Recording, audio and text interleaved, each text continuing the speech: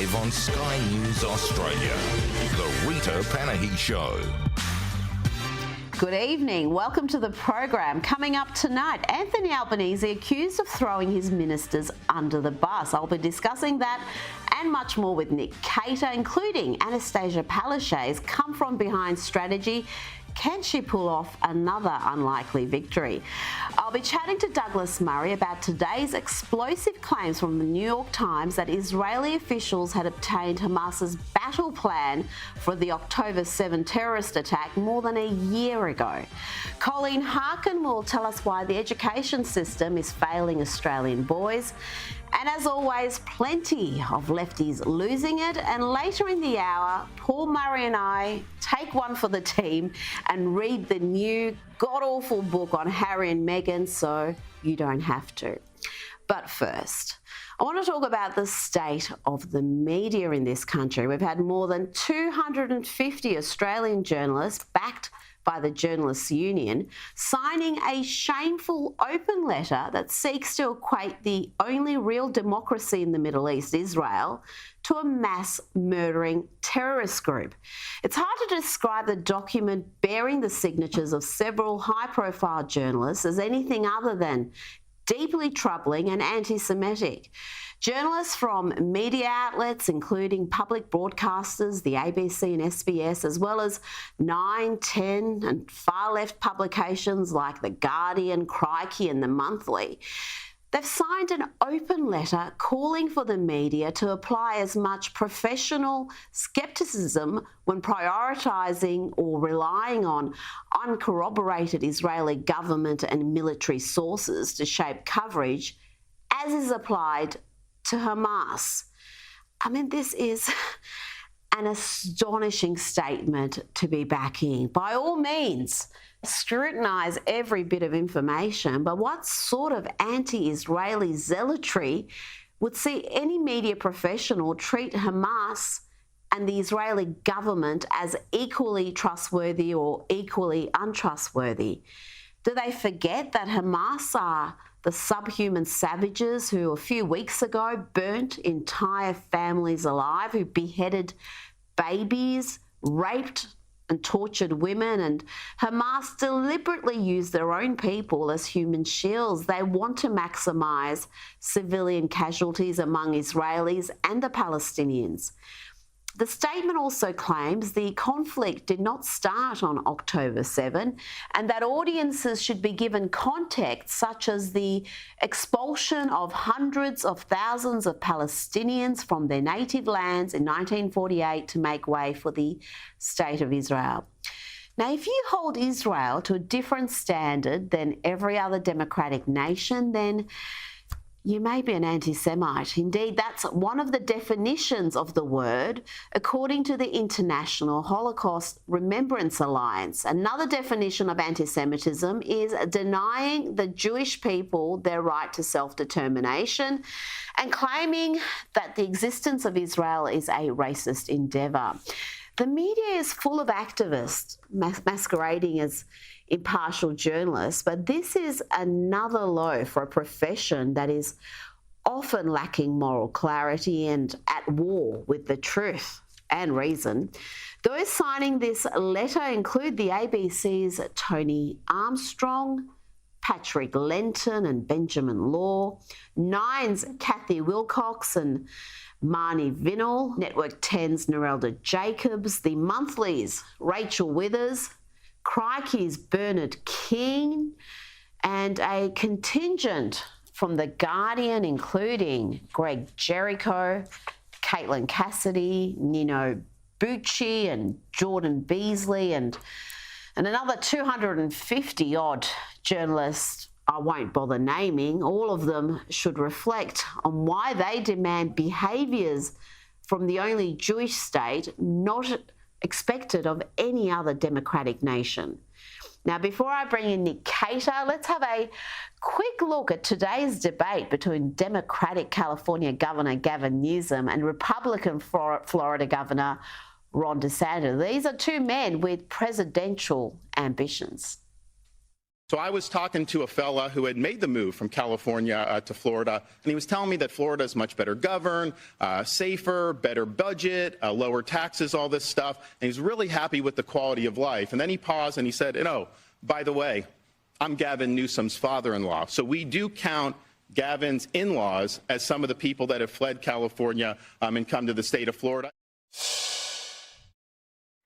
Joining me now to go over the top stories of the day is the Menzies Research Centre's Nick Cater. Nick, it's been another poor week for the Albanese government, and today the Prime Minister was accused of throwing his ministers for immigration and home affairs under a political bus as he struggles to avoid a backlash over the gutter politics of accusing Peter Dutton of protecting pedophiles over children. This is a fantastic column by Dennis Shanahan.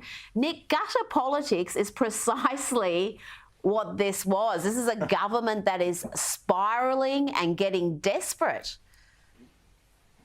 Yeah, I'm not sure he actually threw them under the bus. Maybe he just sort of pushed them a little bit towards it. I mean, to throw them under the bus, he would have had to come out and do what he should have done and condemned those comments as absolutely unparliamentary and un-Australian. And he didn't. So, silence is violence, isn't that what they say these days? Not that I'm suggesting the PM is guilty of that. But, I mean, the point here, Rita, is that he doesn't have a clear moral compass. He should be able to stand up when somebody does something that is really just over the top and just condemn it outright. But he can't do that, whether it's Palestine, whether it's Hamas.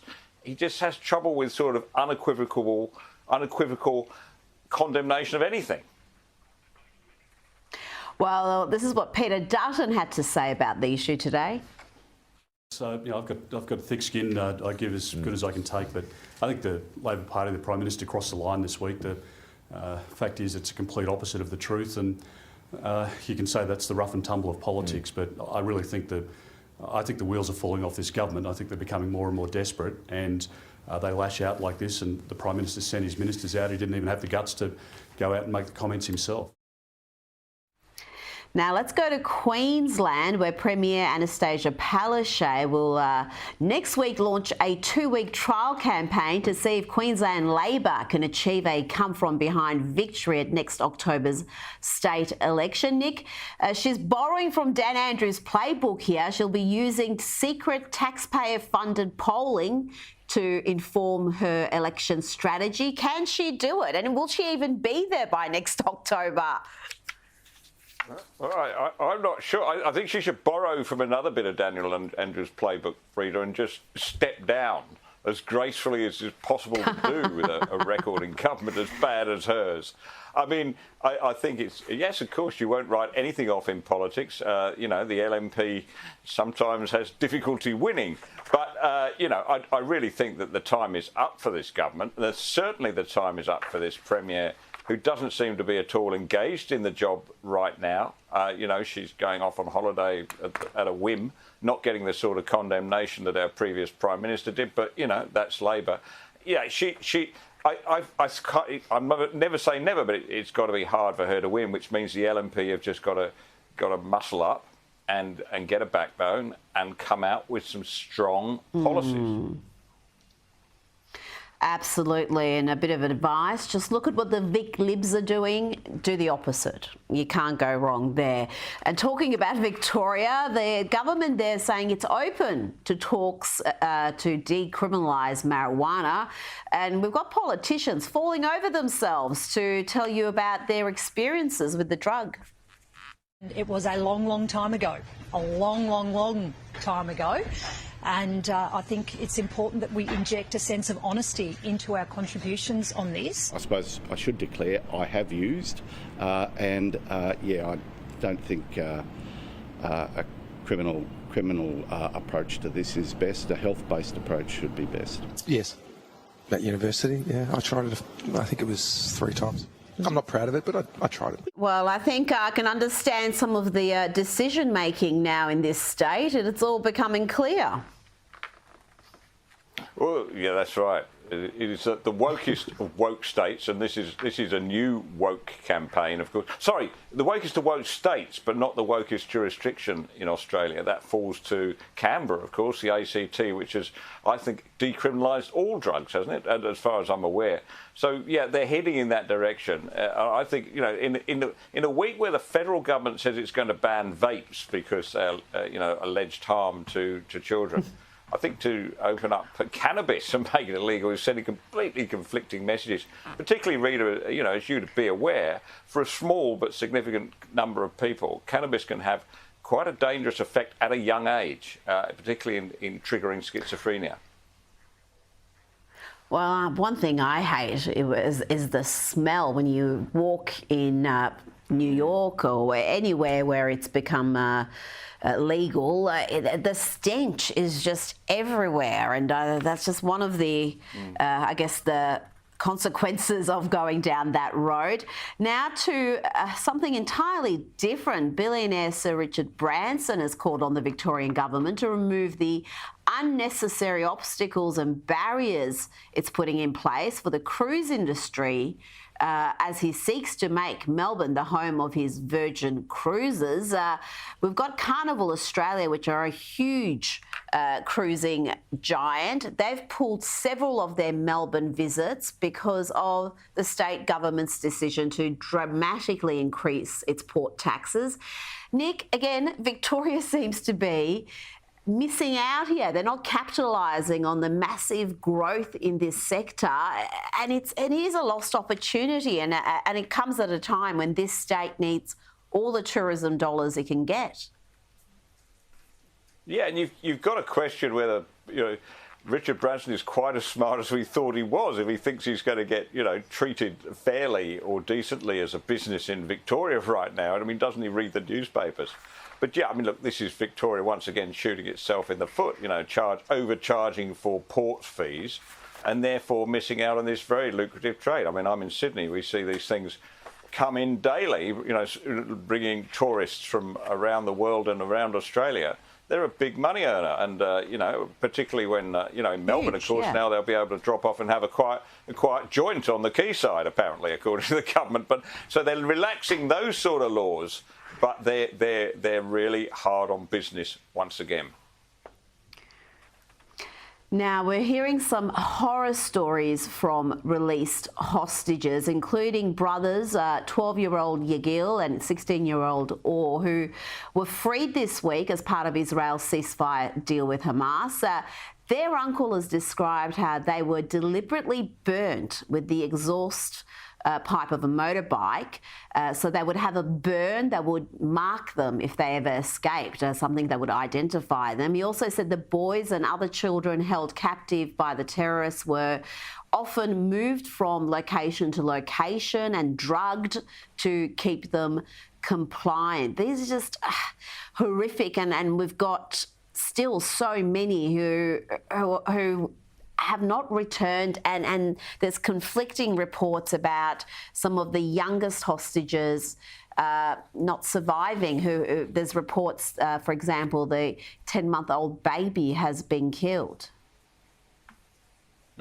These are sickening to read, and aren't they, Rita? I mean, you read these. How could somebody do that to a child? And you know, we talk about to a 12-year-old war crimes. Well, these are most exactly. These are most horrendous war crimes you can imagine.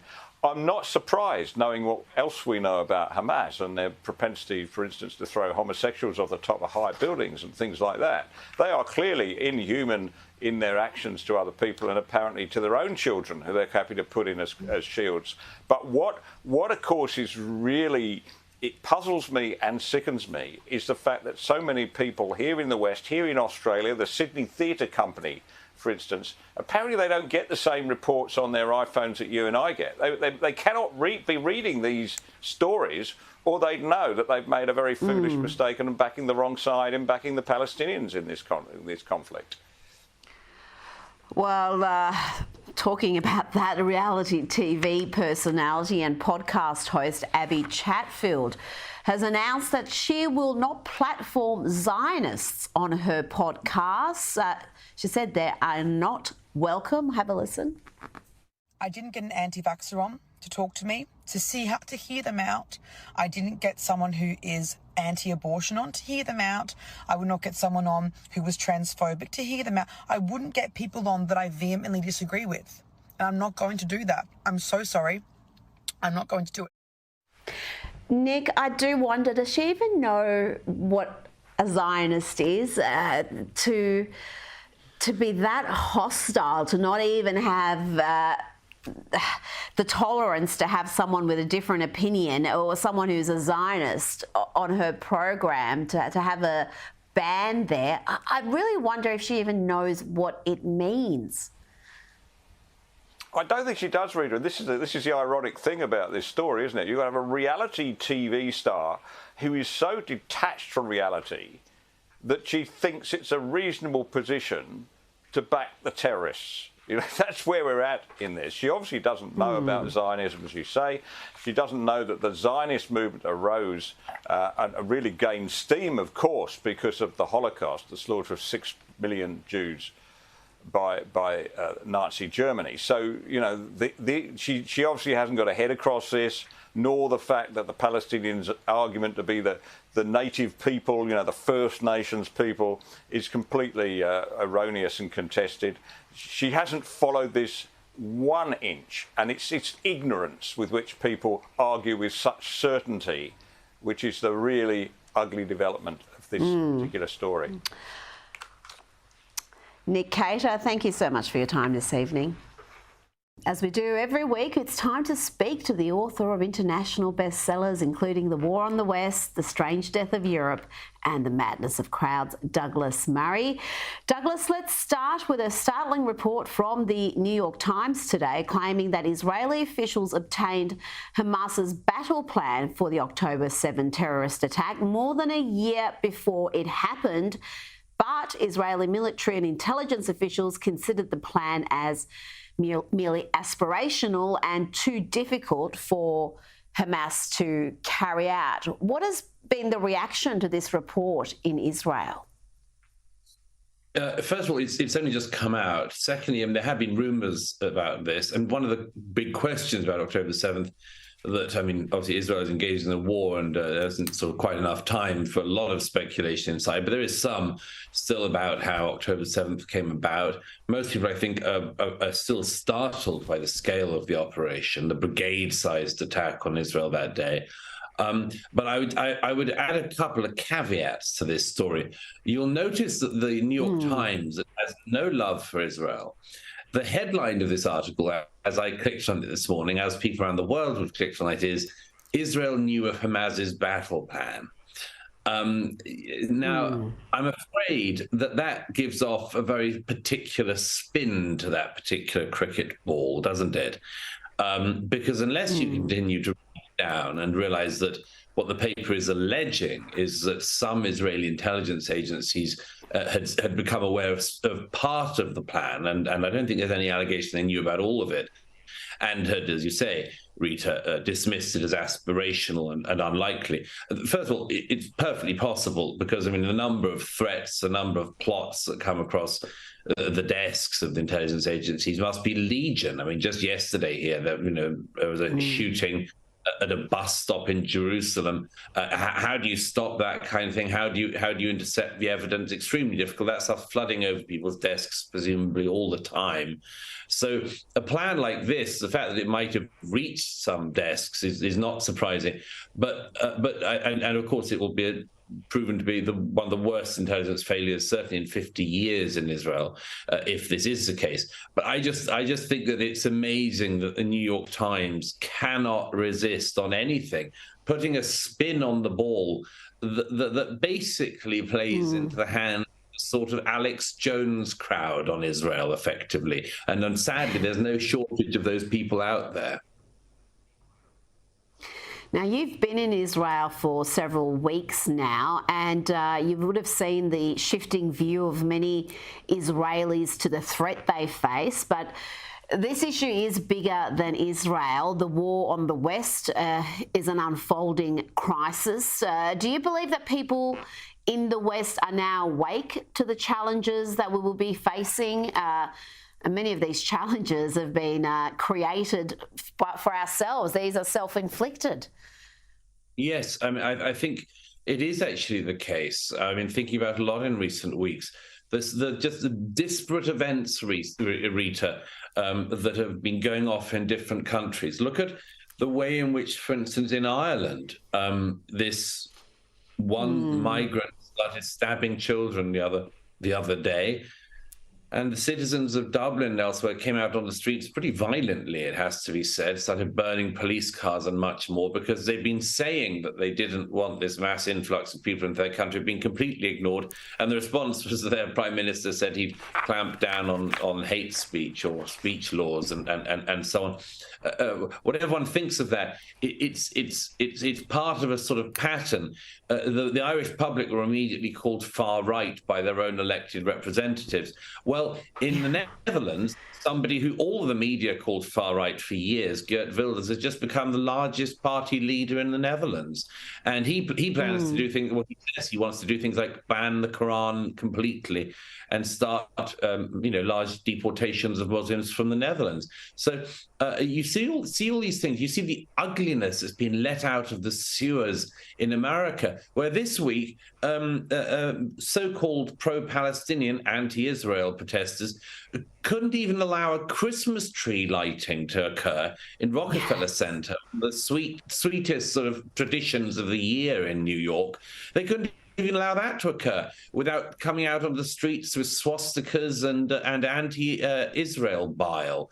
So there is a sort of feeling, I think, Rita, everywhere that the atrocities that occurred in Israel on October the 7th have actually sort of not just opened the sewers from Gaza, but from around the world.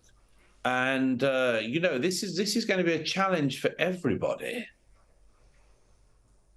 Now, we did see last week the triumph of the so-called Argentinian Trump, Javier Milei, and you mentioned the Dutch Trump, Geert Wilders. What do you make of the rise of the right, particularly in Europe, where we've seen a number of countries, including some unexpected ones like Sweden and Finland, shifting to the centre-right? We've seen Italy and certainly countries like Hungary have long had that tradition. Do you see a pattern here? Is this a reaction to some of the policies the EU has enforced?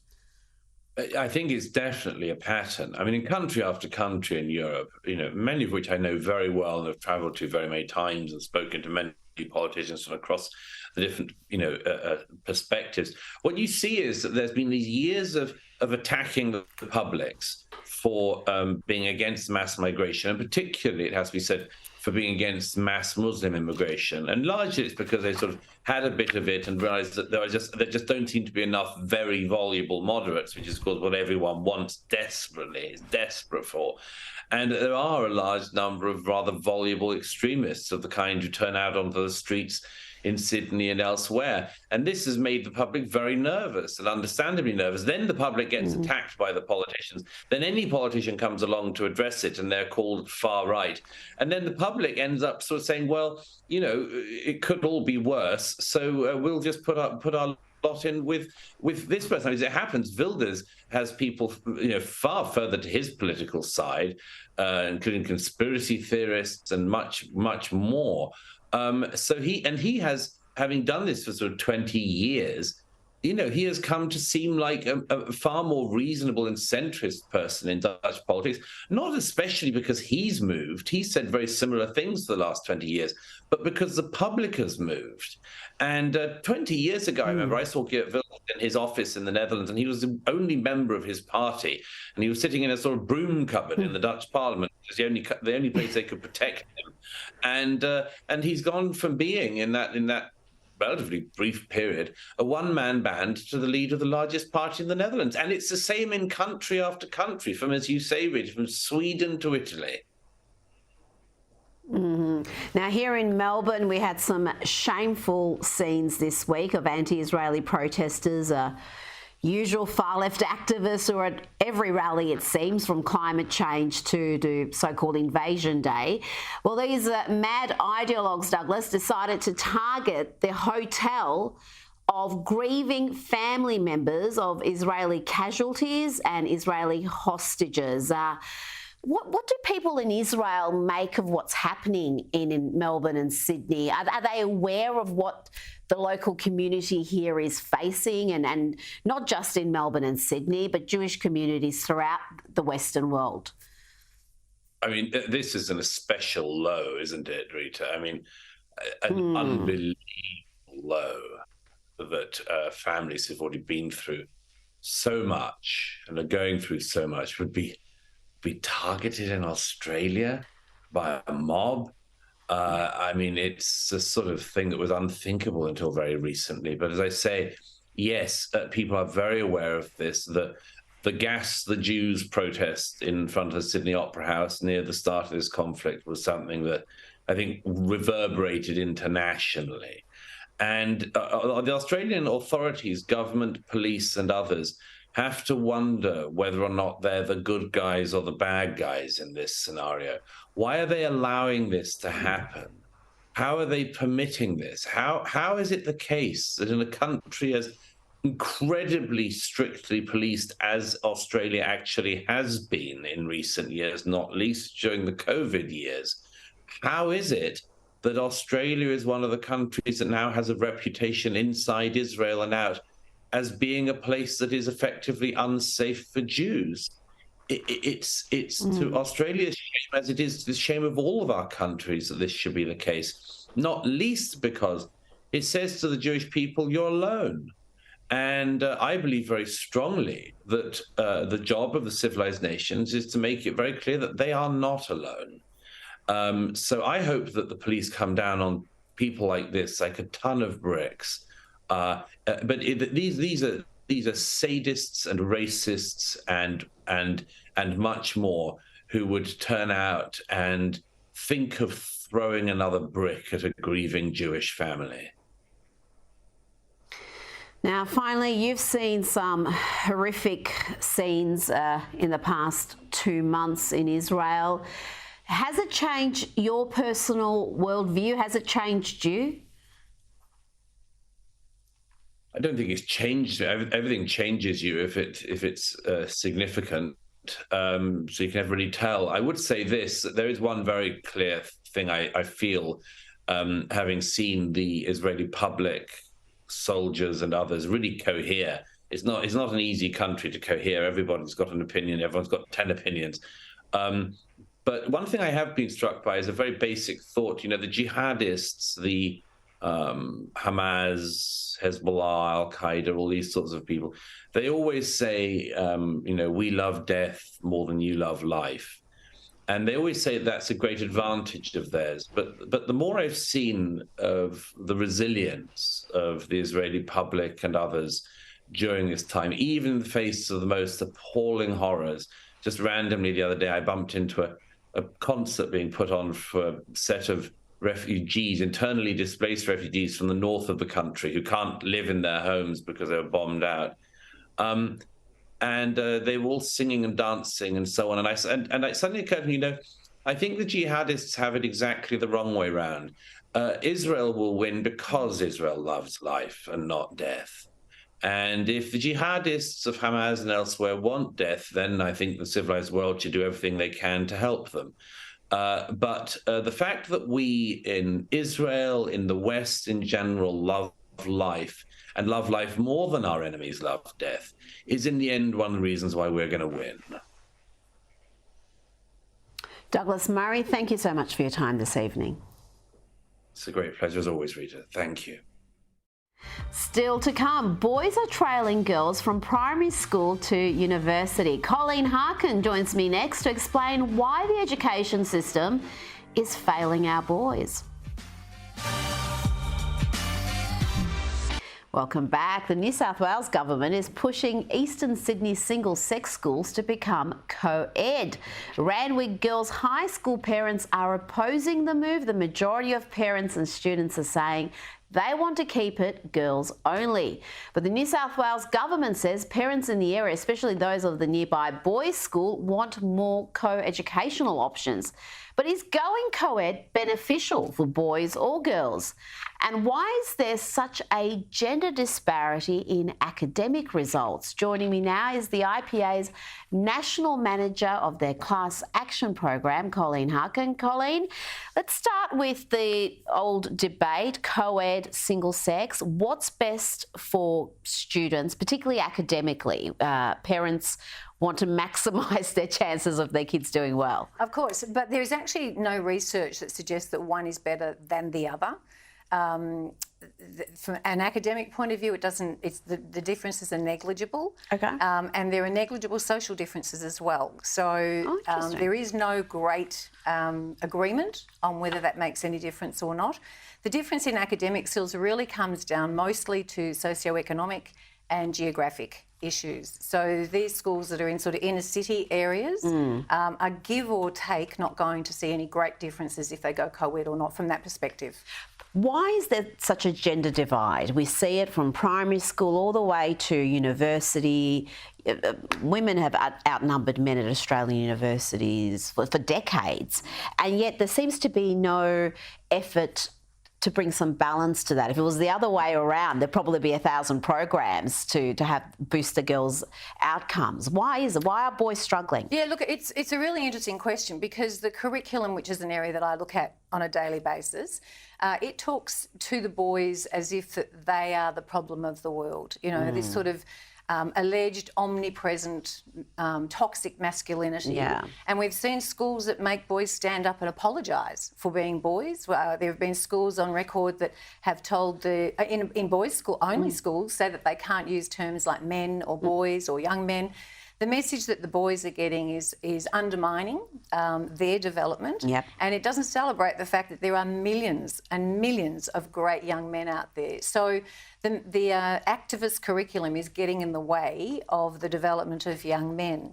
What's interesting about the schools and some of those, because there has been a trend in the last years of boys' schools going co-ed, is this assumption that somehow the girls will civilise them. You know, and it's frankly, it's insulting. Yeah. And the idea that parents enter a school that is single sex and they want it to change to a co-ed, and by the time it does change, their children won't be there anyway. Yeah. So this is kind of, you know... It's an ideological thing, isn't it? It isn't really about practical outcomes for the kids. I've got to say, you're so right about the curriculum and the messaging. So much messaging around toxic masculinity, even at boys-only schools. And you would never do that to girls. You never would talk about toxic femininity and how you've got to get rid of these toxic traits that are destructive. That would never happen. No. Now, the IPA has done some research revealing that young people in this country have never been so pessimistic about their future. Why is that? Yeah. Again, the curriculum tells them that the world's imploding. They're the problem of the world. They're intergenerational oppressors. We have 94% of our 16 to 25-year-olds who think that the future is really bleak. I mean, that's incredible. You may as well say 100% of the young kids, 16 to 25, think that they're very worried about the future. And over half of them are extremely stressed and worried about the future, to the point where 34% of them, another stat for you, that says that they're so worried that they're thinking of not having their own children. Wow. I mean, that's a disgrace of the pressure that we're putting on these children when they should be having fun. I mean, the age of being a teenager should be fun, and we are oppressing them with the curriculum. And not just having fun, but being grateful for being Australian, living in a peaceful, prosperous country at the best possible time. They've never had better outcomes. We've never had less poverty, less illness, less greater outcomes for young people born in a country like this. And they seem to have no appreciation of that. They don't seem to have doom and gloom. Yep. They don't have an understanding of how lucky we are. And it's not just luck, it's we've made that luck, and we need to educate them that to keep that luck. You know, we have to teach them about how we continue to be this great democracy that we are. And have some pride in the nation. That's another problem, because all the work that has gone into making us what we are, this peaceful, prosperous, lucky country, didn't happen by accident, like you said, but they don't have that appreciation of the country either. So they're not working towards protecting that. Colleen Harkin, always fascinating to get your insights. Thank you so much for your time this evening. Now it's time for Lefties Losing It.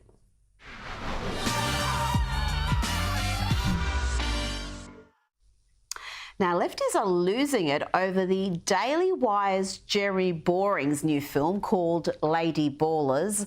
Let's have a little look at what we can expect from that film. Day one of being a girl athlete, I've already eaten a whole pint of pistachio ice cream, given up on parallel parking twice, reread Sense and Sensibility, and started washing down benzodiazepines with rosé. I love being a girl. How'd I do, ladies? Lady Ballers, streaming exclusively on Daily Wire Plus December 1st. Now, the lefties are saying this film is bigoted and transphobic and poking fun at vulnerable people and mocking womanhood. But isn't that what Dylan Mulvaney is doing, the trans activist who became that Bud Light ambassador for all of 5 minutes? Isn't his girlhood journey mocking girls and women? Have a look. Day one of being a girl, and I have already cried 3 times. I wrote a scathing email that I did not send. I ordered dresses online that I couldn't afford. And then when someone asked me how I was, I said, I'm fine, when I wasn't fine. So, how'd I do, ladies? Good? Girl power. Talk about beyond parody. It's really hard to parody that. They have tried, though.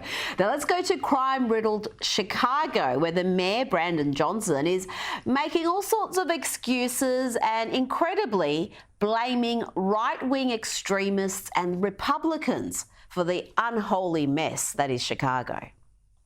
You know, what we've seen is a very raggedy form instituted by right-wing extremism. Everyone knows that the right-wing extremism in this country has targeted democratically ran cities. And quite frankly, they've been very intentional about going after democratically ran cities that are led by people of color. And their whole motivation is to create disruption and chaos, because that's what that particular party has been about.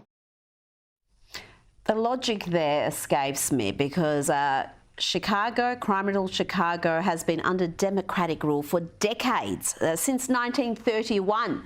The last Republican mayor was elected in 1927. So how you can blame right-wing extremists and Republicans for what's happening there is, again, beyond me. Now let's go to the very droll Daniel Ryan Spalding, who is again mocking the useful idiots of the left who are pushing Hamas's agenda.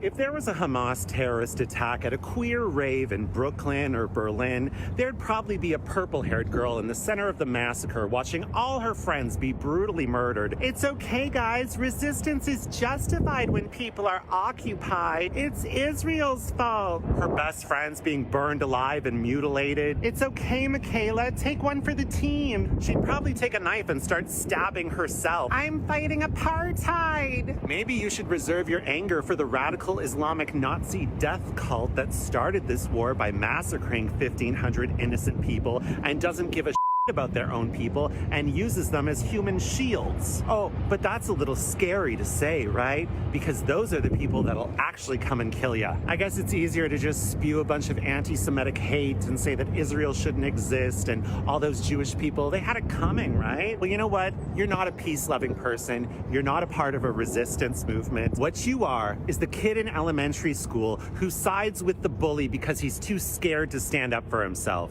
You are an intellectually dishonest coward, and everybody knows it. And the only reason no one says it to your face is because having a conversation with you is insufferable. Now let's go to a bunch of TikTok types discovering the Quran. I started reading Quran. I just started reading the Quran. So I've been reading the Quran, and I have a... Salam. Good morning. And this is why so many people are starting to read the Quran. So I ordered a Quran. I just started reading the Quran and I am so excited about it. Still to come, Elon Musk delivers a brutal message to those who called him anti-Semitic. Josh Hammer joins me next. Welcome back. Tech billionaire Elon Musk has just returned from a trip to Israel following 2 weeks of unhinged online attacks, firstly suggesting he was anti-Semitic and then suggesting X, formerly Twitter, was promoting anti-Semitism, which saw an advertiser boycott from the likes of Disney and Apple. This week, during an interview for the New York Times Deal Book Summit, Musk delivered a message to those advertisers who want to blackmail him. You don't want them to advertise? No. What do you mean? If somebody's going to try to blackmail me with advertising, blackmail me with money, go yourself. But go yourself. Is that clear? I hope it is. Hey, Bob. Joining me now is Josh Hammer, Senior Editor at Large of Newsweek. Josh, why is X being targeted when we have TikTok trending Osama bin Laden admiration and Meta with Facebook and Instagram are allowing all sorts of hate and anti-Semitism? Why is X so often the target of these advertiser boycotts? Well, Rita, the answer is very straightforward, which is that Elon Musk is not part and parcel of the bipartisan uniparty, the ruling class, the global elites, the Davos, the World Economic Forum, the jet-setting class. TikTok obviously is very much a part of that. TikTok is essentially just a Chinese Communist Party spyware information operation. TikTok is disproportionately responsible in the United States, probably for suffusing Gen Z folks who are on that app with all the pernicious excesses of gender ideology. There's been a lot of studies showcasing that the more time these teenagers, these 20-something-year-olds spend on TikTok, the more mental health issues they have, the more likely they are to be depressed, the more likely they are to want to have so-called gender-affirming surgeries before they're even 18 years old. On the Israel-Palestinian issue, actually, it's been a total cesspool of anti-Semitism and pro-Gaza sentiment. So for all those reasons, the left actually has no issue with TikTok whatsoever. But by contrast, because Twitter is controlled by Elon Musk, someone who is not, he may be financially, monetarily of that class. He's the richest man in the world, after all, but his ideology is very difficult to pin down. But one thing that we can say about Elon Musk, he's not a wokester. He's definitely not of, by, and for the wokerades. He is not down with gender ideology. He is not in favor of unfettered abortion access up to the moment of birth and things of that nature there.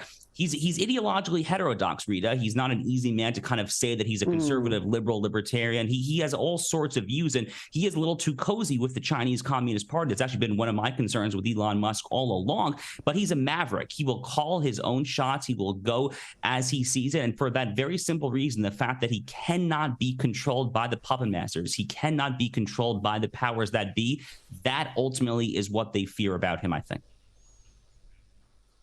Now, he is also not one to try to appease these activists and ideologues. He believes the corporates are working against free speech, and he thinks those corporates that are doing that are going to be punished. But you recognize that some of those people are going to say that they didn't feel comfortable on the platform. And I just wonder and ask you and think about that for a second. Tell it to the judge. But the judge is going to be... The judge is the public. And you think that the public is going to say that Disney is making a mistake? Yes. And they're going to boycott Disney? They already are. Well, he's got a good point there. I think Disney are almost acknowledging now that some of their activism, not just with their advertiser boycotts, but the products they're producing and the nonsense down in Florida where they were at war with DeSantis, that it's actually hurting their bottom line, it's hurting their shareholders, and it's hurting trust in their company. Yeah, Disney's gotten absolutely pummeled. Their most recent movie has totally tanked at the box office. It has not come even remotely close to recovering the cost that went into making that film, let alone making a tidy profit of sorts. The stock overall has been absolutely shelled for the past year and a half, 2 years or so. And, it was, I think it was a month and a half, 2 months ago or so, where Bob Iger, who was the former and now once again the CEO of Disney, he admitted that the company went too far down the road of promoting a tendentious, gender ideology-infused woke agenda, and that it was time to probably start peeling away from that. I can only imagine that the calls inside of Disney to get away from doubling and tripling down on wokeism are only going to intensify again after this most recent box office bomb. So I think Elon Musk is onto something. By the way, another quick thing that I think is important to point out for the viewers here, because at the very beginning, we're talking about these allegations of him being anti-Semitic. He's wearing there a dog tag. You might notice there. That dog tag was just given to him on this trip to Israel. It was given to him by I think it was by the husband of his whole family was taken hostage, or at least it was by the family of someone who was taken hostage in Gaza. And Elon Musk told this person that he would wear this dog tag day and night until those hostages are returned. So that is really not something that an anti-Semite would do, I don't think. Oh, no, not at all. Now, Josh, you were targeted yourself by these anti-Israeli protesters at the University of Michigan, where you were going to give a speech. Let's have a look at what happened.